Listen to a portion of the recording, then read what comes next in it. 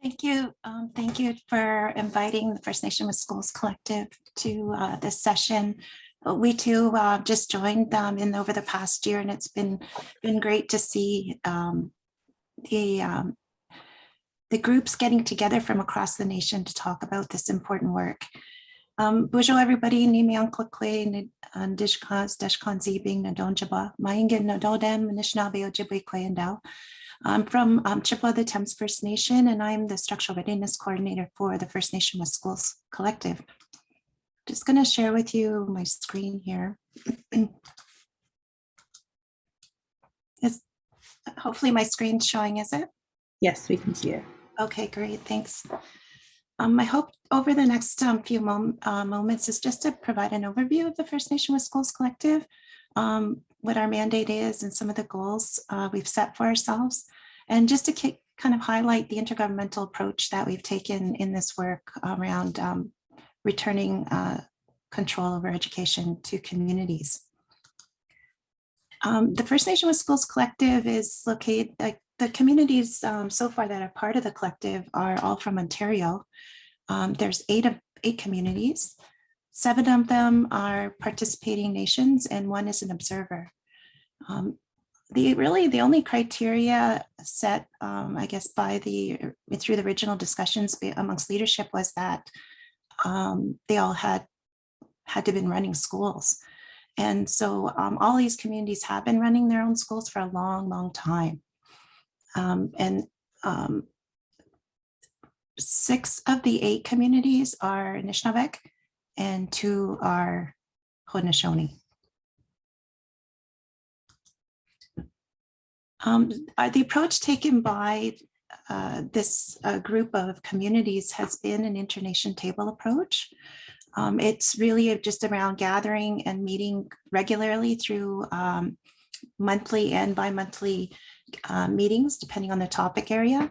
But the whole intent here is really just to create a space, a collaborative space to keep jurisdiction 1 on the table, because we all know how incredibly hard it is to be an education administrator, education director, lifelong learning coordinator, director, whatever your title is, those responsible for the administration, operationalization of education in each First Nation community is just an incredible role. So I just want to send a big miigwech to all of you out there who are trying to do this role with very limited resources and staff. We understand that. And I guess one of the reasons for this table is to help in my role as Structural Readiness Coordinator, and to help create spaces where community leaders, including the elected councillor portfolios like Veronica, and community liaisons and trustees and committee members of education come together and talk and discuss about jurisdiction. So at the collective, we've really kept the discussion at a jurisdiction level. We really don't get into the weeds too much on first level services or second level services. We do really try to maintain the conversation at a governance lawmaking responsibility level, if you will. The kind of glue that binds us together, I think, is just the camaraderie that happens around the table. That truly is what keeps people coming back. We get to hear folks like Veronica and McSterrick and Jarvis, Patty Barber, Joette Lefebvre, Betty Summers, Anna Marie Abatong. They're all the education directors from each of these communities who over the last 5+ years have carried the voices of their communities' needs and wants and assertions in their education inherent responsibilities, and shared those stories with each other. So that's kind of the bond, what I believe is the bind that glues, that keeps us all together. But there is a non-binding participation agreement also that was drafted by Roger Jones, who's from Sagamok Anishnawbek, and was then reviewed and fine-tuned by each community. That it took 2 years to get that done. And I think that's a story in itself, and the importance of the time needed to build trust amongst the communities, to build understanding around what it is we were doing together and why we were doing it together. And most importantly, what ways we were doing it together, so we weren't infringing on the important autonomy that each First Nation demanded in the relationship. So as I said, the whole premise behind why the collective even came together back in, probably the conversation started like late 2013, early 2014, if you recall, the First Nation Education Act was being discussed and then fell and didn't happen. And locally in Ontario, there was some work being done on jurisdiction front with regards to First Nation education agreement. And so there were a lot of moving parts that were pushing at the boundaries and pressures on local community leaders to ask themselves, what are we doing about jurisdiction in our communities? Out of that came, chiefs that got together and spoken to one another informally in sidebar conversations to say, you know what, we feel there's some really important principles that we need to have in any jurisdiction discussion going forward in that school capital. Also another funding model, but most importantly, autonomy. We're not interested in delegating our authority to a regional model.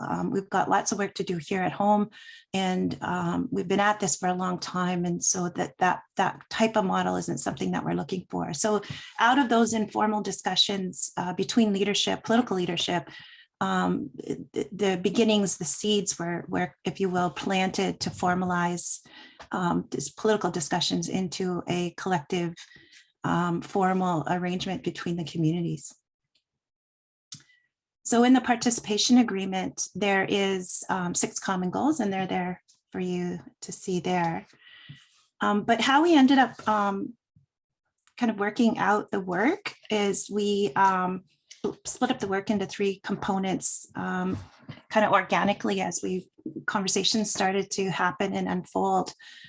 Pillar 1 always being education governance. And with the funding formula, obviously having to play a completely important role in that to actually realize the vision of what that means. And then finally, pillar 3 was research, data, and accountability frameworks, largely because of the relationship we had with Dr. Brent DeBossegay, who's a Chaging First Nation member out of the University, Western Ontario University, Western University. And so these are kind of the way in which we separate the work just to help make it manageable amongst the collective and delegates who attend the collective gatherings. So we base this work in a frame of inherent responsibility. So over the years, we've been at this now since 2016. It's pretty solid in our thinking that, we come at this work knowing that we always had the inherent right. We always had, I guess the rights is kind of a term coming out of our relationships with colonial governments, but we always had those responsibilities to educate our people. And so these communities came to this table with this understanding and this way of working through problem solving jurisdiction work, that those things, there was no convincing having to be done there. All the communities understood that it was always their inherent responsibility. It was never taken from them. These next 2 slides sorry, 3 slides are really just to help frame then the way the collective approaches the work, which helps me as their structural readiness coordinator to really carry the lens properly for the work that I do on their behalf. So I really want to just stress the importance of any kind of alliance or where there's a bunch of First Nations trying to come together to work on common interests, that you take the time to do this work and get to know each other and reach into the communities and engage communities, come back and talk through what you've heard from the communities and really just make sure that you do have common interests and really just, get those defined because they're going to be really important in terms of keeping the alliance strong and united going forward. And it's not always easy. The 2-year, obviously, no election cycle does not help at all. And And obviously we've got so many skilled leaders that those positions are tough positions, running education systems. And so when you're moving leaders in and out and you've got to reorientate, or new board members get elected, these are really, as you all know, I'm obviously preaching to the choir here. These are very hard systems to maintain because the structures behind them are built actually for them to largely fail. So with that in mind, we think we try to remain really positive about the approach that we take. And this is meant to show and remind us that whatever the current whatever the current models are being told about us around how they should be applied to us, we always remind ourselves that in fact we aren't that model. We are independent First Nations. Each one of us has our own political treaty or settlement agreement story that is completely different from our neighbor down the road. We all have our own governance structures. Some of us run by committees, some run by boards, some run by council, some are appointed a director of education as a department within the nation. Every First Nation has a very distinct governing history with how they deliver education. And we have no real binding requirement to actually work with one another. We don't fall under an Provincial Education Act, for example. So we don't necessarily have these regions defined where we're accountable to one another. So we look nothing like a provincial model, and we're all very much independently run and locally controlled. So it's through these frames that the collective does its work, and we call it a full basket approach. And I want to acknowledge the work of Sagamok Anishnawbek, particularly Brenda Rivers, who reminds us the work of what a full basket approach is, that we always center our work from our understanding of lifelong learning, and we position education in that context from birth to death. So when we frame our work, particularly currently we're at a joint education technical table with the Crown, we position our work this way. We're definitely inherent rights-based. We already can have control. We've never relinquished our control. Therefore, UNDRIPA, it supports that. It's around justice. We have to do some work on redress. It's an equity of outcomes, trying to deliver a like system that doesn't take into these things into account. That's not equitable. And it's about capacity. We know we've got some work to do, and it'll take some time in terms of developing our understanding and capacity. And then we all know that this is a great investment. It shouldn't be seen as an expense. Investing in children saves so much in terms of potential, costs and hurt and trauma down the road. So each pillar, we focus on different things. We've got a governance framework. We spent a couple of years pulling together, trying to fine tune, because that informs our work at the joint education technical table with the Crown. We've used structural readiness dollars to help engage communities on, what exactly is needed in a funding model. And we're now in a third rendition of a First Nation funding model. We strongly believe and hope others out there and would be open to discussing with you the work we've been doing on this, that the model that we need in terms of First Nation education has to have these four components. Redress, it has to be supplemental in terms of achievement gaps. It's got to be not only core, which is what we're talking about now through the REA on the 21st century skills, but it has to be culture-based, and the REA doesn't certainly address that in the way we understand it too. And then it has to be an investment, long-term investment in a whole lot of areas with regards to the wealth of these systems that we're supposed to be comparable to. All of that being said, that feeds into what we're calling a First Nation education funding model. I guess the last point I want to make is that, we really do need to take back this term provincial comparability. Somehow it got put into that little yellow box down there. Somehow I don't know how that happened. Someone took hold of the definition real quickly and it stuck. We need to take it back. Provincial comparability is not about, dollar for dollar of what a school gets at a provincial school, certainly not in Ontario.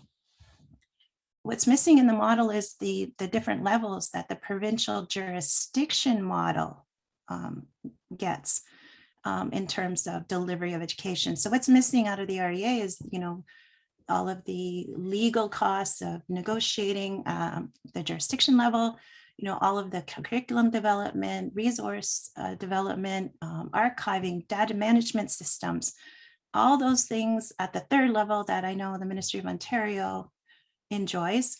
And then second level, which is all your support that those education administrators need, policy level, literacy specialists, cultural advisors, elder advisors, like all those, and you name it and you define it. Like, we certainly don't want to duplicate what they've created. And then obviously first level, which is your teachers and what's happening in schools. So we've used the structural readiness dollars to help feed that and deliver on a funding model that makes sense for us, and done it different ways over the years, including, we're looking into a curriculum framework. We've developed a data management blueprint, and we're hoping to continue to fine tune the school, a local school and administrative budget needed for this type of framework. And then finally, I just want to say that, this stuff takes time, but it also, it's a card that I think the federal government always uses on us in terms of, well, we'll throw a little bit of money at you. You go back and tell us what you want, and then we'll spend a couple years talking about it, and then we'll throw us more money at you. I think we know what we want. I think First Nations, these First Nations, I have the privilege of working with, they know and have been documenting the gaps for decades. And for us to sit and think that we need kind of a slow drip of funding delivered our way with evidence-based documentation to prove our point, I think those days are over. We've done all of that. They just need to disentangle themselves from the Indian Act. So we always ask ourselves finally that, these are two different questions. They're not the same question, not tied to each other either. And the collective has been really adamant about this and how they help me to understand how to support them in their work. Inherent responsibility was always there. They're asserting it. All these communities are doing the things that matters to them in education. And they're doing it with very little dollars. They've always done it. They'll continue to do it. Nobody needs to stand in their way and say they're not allowed to do that. It's always been there. You just do it. The other question is then, how do you want your relationship with the Crown to support that or not support that? Or that's a separate question. How much of the Crown needs to acknowledge your inherent responsibility? Ultimately, it really is around their fiduciary duty to do these things. And that obviously is a political question that needs to be addressed, and why the collective is here. So we've been meeting at a joint education technical table now. We've had 6 meetings. We're about to enter into a second phase of meetings. We would love to have conversations with all of you to explore this further if anybody's interested. And our goal here is really to set the stage to have a cohesive, comprehensive discussion that talks about a funding model that actually is born and as many of you have said already, derived and developed by ourselves, and also based on a governance framework of education that makes sense in terms of our world views, our ways of thinking. So thanks again for this opportunity to the team over there at First Nation Education Administrators Association. Really appreciate the work you're doing. There's nothing more important than creating these spaces for us to talk about the important work we do. So thanks very much, and thanks for listening.